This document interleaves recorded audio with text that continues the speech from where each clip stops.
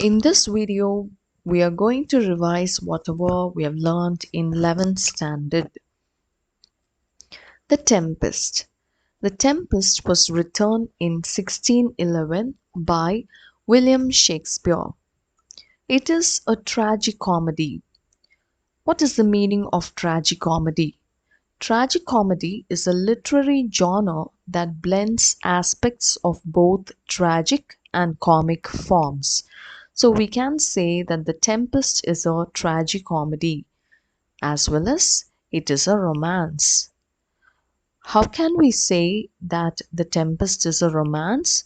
We can say it so because of its setting, the supernatural elements present in the play, the extraordinary occurrences like shipwreck, extremes of characterization, that is, deep villainy and exalted virtue, and most importantly, love is a major theme present in the Tempest. So, the play The Tempest can be called as a romance as well. Now, we are going to learn the characteristics of Shakespearean romance. Shakespearean romance has an enveloping conflict. It will have war, rebellion, jealousy, or the like in the play. And it has a happy ending to potentially tragic situations. You will find rapid actions, improbable plots, extraordinary occurrences like shipwreck in romance. And extremes of characterization will be there, like exalted virtue and deep villainy. And love of a virtuous hero and heroine also can be seen in a romantic play. So these are the characteristics of Shakespearean romance. Class 12 standard students should be knowing all these things because you can expect a 15-mark question related to this. They may ask you to discuss The Tempest as a romance or a romantic play. So, if you simply write the summary, you won't be getting any marks. If you are asked to write an answer for that, you should keep all these things in mind and write the answer so that you'll be able to score very good marks. Next, we shall see the characters present in this play. We have already learned all these things. I'm just telling all these things to make you remember whatever we have learned in 11th standard. We have characters like Alonso, the King of Naples, Ferdinand, his son, Sebastian, who is the brother to Alonso, Prospero, the rightful Duke of Milan, Antonio, his brother, who is the usurping Duke of Milan, Gonzalo, an honest old counselor, Adrian and Francisco are lords, Trinculo is a jester, Stefano is a drunken butler, Caliban is a savage and a deformed creature. He is a deformed slave. He is also mentioned as a moon calf in the play. Miranda is the daughter to Prospero. Ariel is an airy spirit. So we have come across all these characters.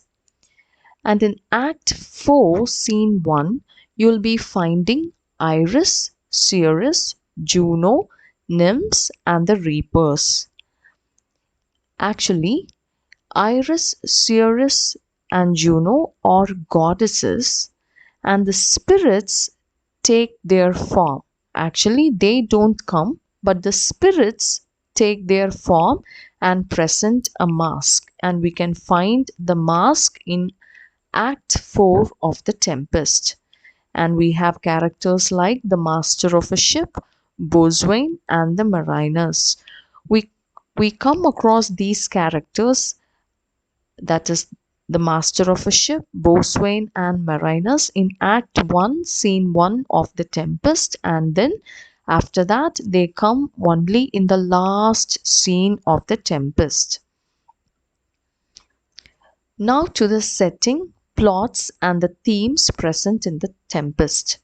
The majority of the actions take place in an enchanted island. Act 1, Scene 1 takes place at sea, but the rest of the actions take place in an enchanted island. You should not forget this. And we have three subplots along with the main plot. The main plot is Prospero taking revenge over his enemies. Subplot number 1 is the intrigue of Caliban. Subplot 2 is the conspiracy of Antonio and Sebastian. Antonio and Sebastian try to kill the king of Naples, who is the own brother of Sebastian. Subplot 3 is the love of Ferdinand and Miranda. We have various themes in this play, and some of the themes are mentioned here. Pursuit of power,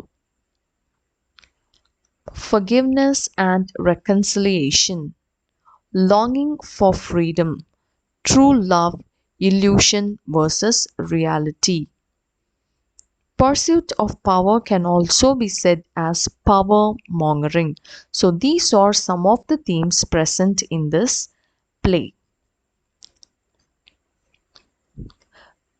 Now let us see the outline of Act 1. In Act 1, we have two scenes. Act 1, Scene 1 takes place on board a ship at sea, and we find the tempest. At the end of Act 1, Scene 1, we find the people on board a ship losing their hope completely, and they pray to God. And we believe that the ship has wrecked. Act 1, Scene 2. Act 1, Scene 2 takes place in front of Prospero's cell. Here we find Miranda feeling sorry for the people on board the ship. Prospero reveals his past to Miranda. In order to console Miranda, Prospero tries to tell her why he has created such a tempest. And he eventually reveals his past to Miranda, and then Ariel comes and reports about how he created the shipwreck, and they fight with each other. So Ariel fights with Prospero, and we saw the dramatic purpose behind the fight between Prospero and Ariel. What is the dramatic purpose behind their quarrel? The dramatic purpose is to reveal to the audience the background of Ariel. So we come to know about Ariel's past in Act 1, Scene 2. In this scene, we come to know about the past of Caliban also, that he was the son of Sycorax, a very evil witch who was the ruler of this island. Then we find Ariel luring Ferdinand to Prospero's cell, and when he comes near Prospero's cell, he sees Miranda and he falls in love with her at the first sight. And Prospero doesn't want Ferdinand and Miranda to be united very easily.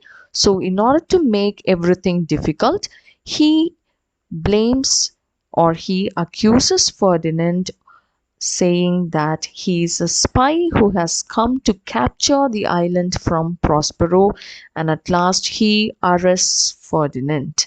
So that's what we find in Act 1, Scene 1 and Scene 2. Now coming to Act 2. Act 2 also has two scenes. In Act 2, Scene 1, we find Alonso mourning for Ferdinand. Act 2, Scene 1 takes place in the other part of the enchanted island. Alonso believes that his son Ferdinand is dead and gone, so he mourns for his son. And at that time, Ariel charms them and makes them sleep, except Sebastian and Antonio. So Sebastian and Antonio do not sleep and they plan to kill Alonso. Antonio persuades Sebastian to kill Alonso and they plan to kill Gonzalo also along with Alonso because Gonzalo is a very noble person and a very honest person. They want to kill him also.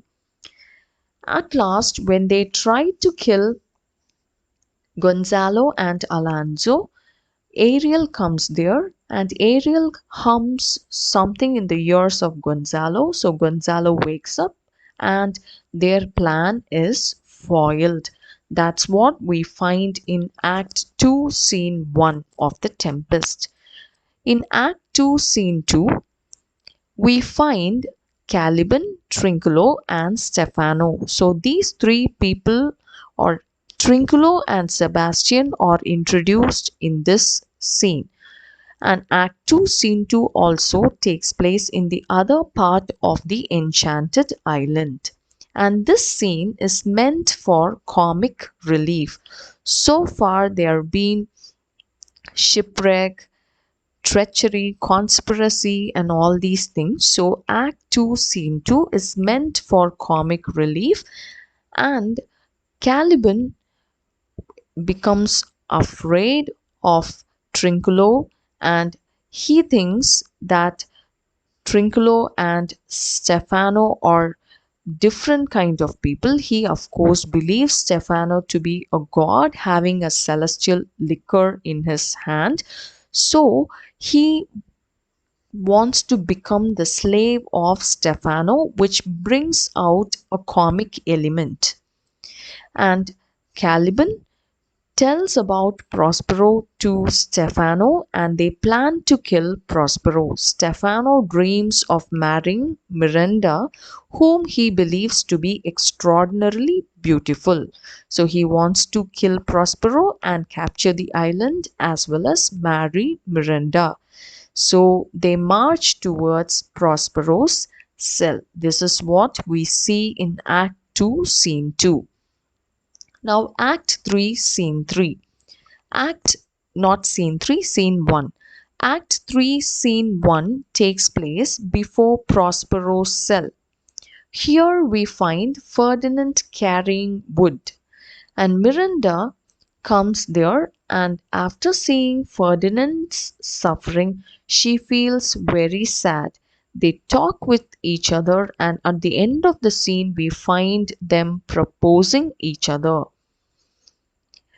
In Act 3, Scene 2, we find Caliban telling about himself to to Stefano in detail. So Caliban, after telling about himself, he instructs Stefano on how Prospero should be killed. He gives him cruel ideas, and at last, these three people are lured by Ariel. In Act 3, Scene 3, we find Ariel taking the form of Harpy. Act 3, Scene 3 also takes place in the other part of the Enchanted Island where we find the king and his people. We find Alonso, Antonio, Sebastian, Gonzalo, Adrian, and Francisco. And they become very weary, and Gonzalo tells that he cannot walk any further. Likewise, Alonso also becomes very tired. So they sit in a place where Ariel comes, taking the form of Harpy, and a banquet is spread before them. When they try to eat the banquet, the Harpy comes and scatters all the food, and they pronounce Antonio, Sebastian, and Alonso as the three men of sin. At last, when they try to fight back, they become helpless and at last they become mad. So, Act 3, Scene 3 ends like that. Antonio, Sebastian, and Alonso become mad, and Gonzalo feels very sorry for these people. So that's what we learned in 11th standard. So in the next class, we'll be learning Act 4 of The Tempest, where we'll be seeing a mask taking place. So I request all the students to go through Act 1, Scene 2, and Act 3. If possible, please go through each and every line very fast so that you'll remember all the things we have learned in 11th standard, and so it will be very easy for you to understand Act 4 of The Tempest. So that's all for today's class, students. Thank you.